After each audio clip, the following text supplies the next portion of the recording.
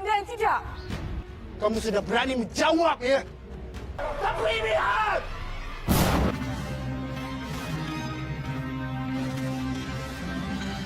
Film dimulai dengan memperlihatkan aktivitas warga kampung di sebuah desa bernama Desa Anggeri dengan latar cerita tahun 1983. Warga desa terlihat gotong royong membangun berbagai infrastruktur dan melakukan pembersihan di lingkungan yang berdekatan dengan sebuah bangunan masjid. Seorang pria parubaya yang disebut sebagai imam masjid bernama Mihad terlihat mendatangi tanah perkuburan. Diceritakan ia mempunyai seorang pria berilmu agama tinggi yang baru kembali dari tempat yang jauh dan kini dipilih untuk memimpin masjid menjadi imam. Melihat tampak sedih melihat bekas lelehan lilin di sebuah kuburan dari pria tua di hadapannya. Ia mendapat penjelasan bahwa beberapa orang menggunakan hal tersebut untuk meminta nomor lotre pada kuburan. Tentu saja imam melihat terlihat marah. Membantu orang-orang kampung lebih senang, lebih mewah. Memperlihatkan anak-anak kampung tampak antusias bermain musik. Seorang remaja bernama Syawal mengucapkan salam dan menghampiri imam melihat tampak memuji permainan para remaja.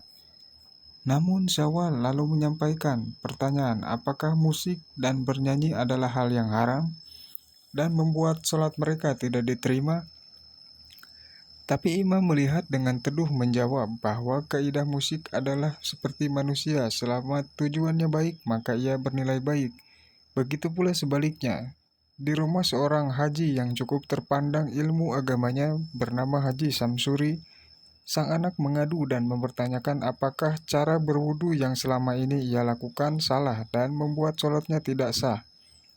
Jika mereka sudah tahu bahwa itu salah, namun Haji Samsuri menyombongkan pengalamannya yang sampai ke Mekah, bahwa tidak ada yang salah terhadap cara wudunya.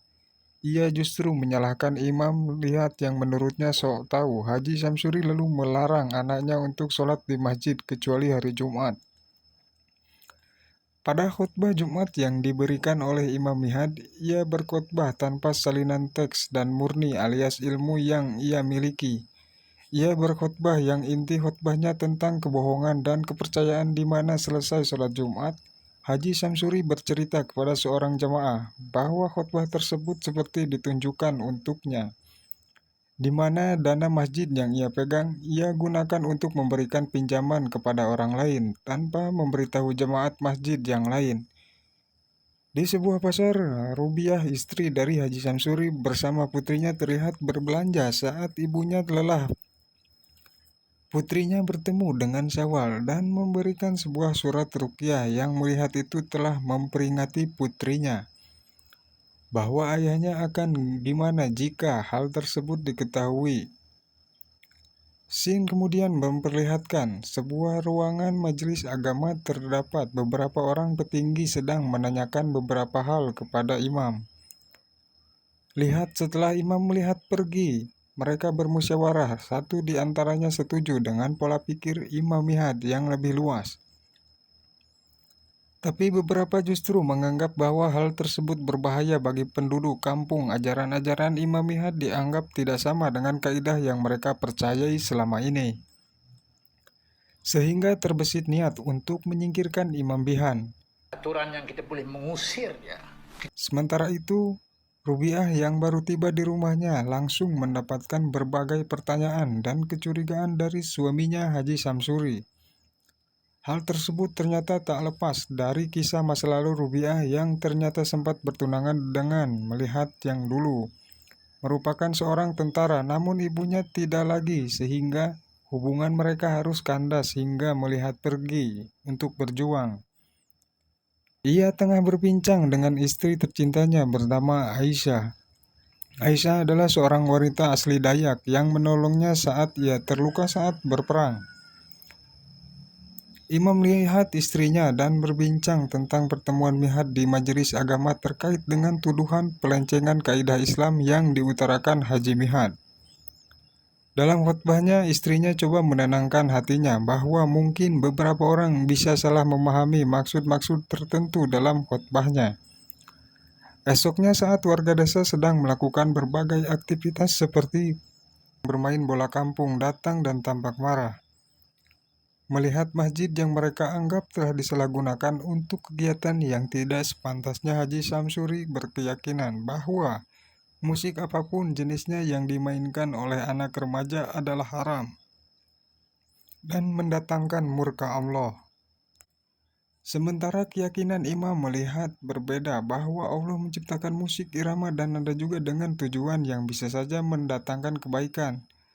Namun hal itu membuat orang petua semakin marah dan mengucapkan kata-kata menyesal pernah menunjuk niat sebagai imam di rumah Haji Samsuri.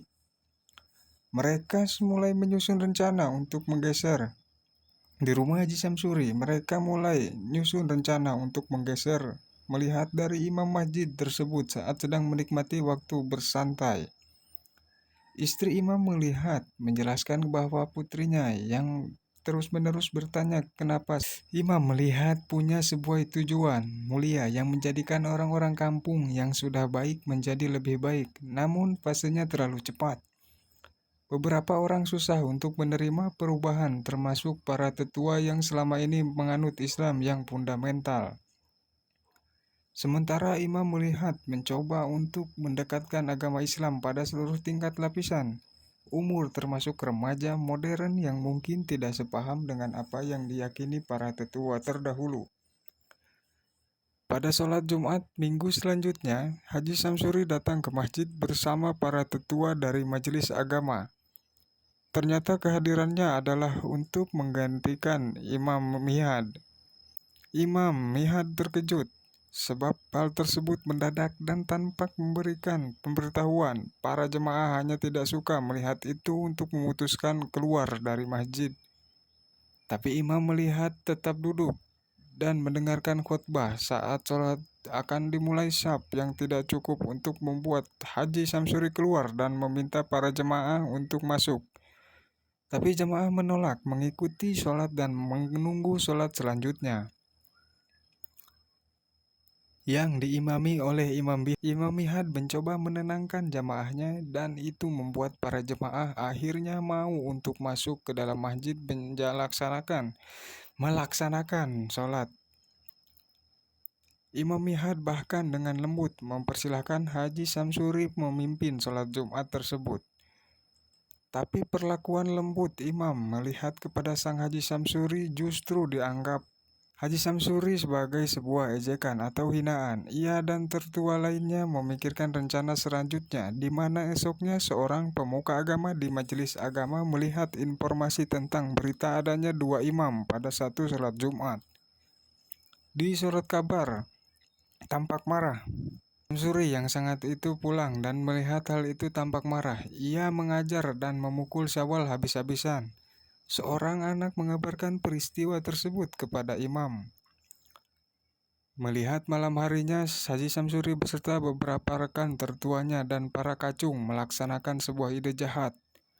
Mereka bersekongkol untuk menanam bongkahan emas di tanah di sekitar masjid, dan benar saja, berita adanya emas di tanah perbukitan di sekitaran masjid membuat keadaan berubah pada masyarakat, termasuk Haji Samsuri dan Imam Mihad. Bermusyawarah untuk menuntaskan permasalahan tersebut, sebab berita tentang adanya emas di tanah wakaf sekitaran masjid akan membuat banyak pendulang berdatangan untuk menggali emas dan akan membahayakan keberadaan masjid tersebut. Haji Mihad sesungguhnya tidak menyalahkan para pendulang, sebab emas tersebut jika memang ada merupakan nikmat Allah yang berikan yang dimanfaatkan bagi, tapi menyetujui pendapat Haji Samsuri bahwa penggalian akan merusak pondasi. Maka dengan ide Haji Samsuri, mereka meminta bantuan pihak wewenang untuk memblokade area tersebut dan dilarang untuk menggali tanah mencari emas yang belum tentu ada. Hari-hari berlalu, tiap hari semakin banyak masyarakat yang berdatangan untuk menggali dan mendulang emas. Meskipun sudah dilarang pihak berwajib, mereka terus berdatangan. Rencana mereka yang berjalan lancar membuat Haji Samsuri merasa bahwa mereka akan dapat segera menyingkirkan Haji Mihad. dan itu didengar oleh istri dan mertuanya. Sementara para pendulang mulai menyusup pada malam hari saat tidak ada penjagaan. Malam itu hujan turun deras. Sebuah malapetaka terjadi tatkala tanah bekas galian untuk mencari emas terjadi besar dan menimbun 3 orang hingga tewas. Namun mendengar pengakuan Haji Daud, orang yang melihat Haji Samsuri dan rekan-rekannya pada malam saat emas ditemukan di area masjid, ia bercerita bahwa emas tersebut bukanlah hasil bumi dari tanah sekitaran masjid, tapi sebuah siasat yang ditanam di tanah oleh beberapa orang membuat kekacauan bagi para penduduk di sekitar masjid. Dan ia memperingatkan imam akan sebuah marah bahaya. Imam melihat ingin meminta penjelasan tentang informasi tersebut. Ia mendatangi rumah Haji Samsuri. Namun, yang ada hanya Rubiah, istri Haji Samsuri, langsung pergi dan meninggalkan imam tanpa memberikan penjelasan apapun. Haji Samsuri dan beberapa rekan tertuanya akhirnya mendapatkan berita bahwa imam akan segera melaporkan mereka ke polisi sesuai dengan kesaksian Haji Daud terkait mereka yang menanam emas di tanah tersebut untuk menciptakan kekacauan. Takut akan hal tersebut tersiar, sebuah rencana jahat kembali mereka susun. Subuh hari ketika masih gelap, imam melihat menaiki sepedanya seperti biasa menuju masjid, tapi di jalanan ia dicegat oleh pria-pria suruhan Haji Samsuri untuk menyerangnya. Para jemaah yang datang ke masjid ini mulai bertanya-tanya kepada imam, kenapa imam terlambat pada hari subuh? Sudah mau selesai, seorang anak melintas dan melihat imam terlibat dalam sebuah perkelahian, lalu melaporkan hal tersebut kepada para jamaah yang ada di masjid. Dan pagi harinya Aisyah dibawa ke dalam jalanan hutan untuk diperlihatkan pada jasad suaminya. Imam yang ditemukan telah meninggal dunia, dan seperti itu kepergian seorang imam soleh pemimpin umat diantarkan oleh langit dengan kesedihannya yang teramat dalam. Saat ingin menyolatkan jenazah di masjid, justru bergoyang dan roboh akibat longsoran tanah di bawah redupnya langit di hari itu. Film diakhiri dengan memperlihatkan Haji Samsuri dan rekan-rekan tetua kampung yang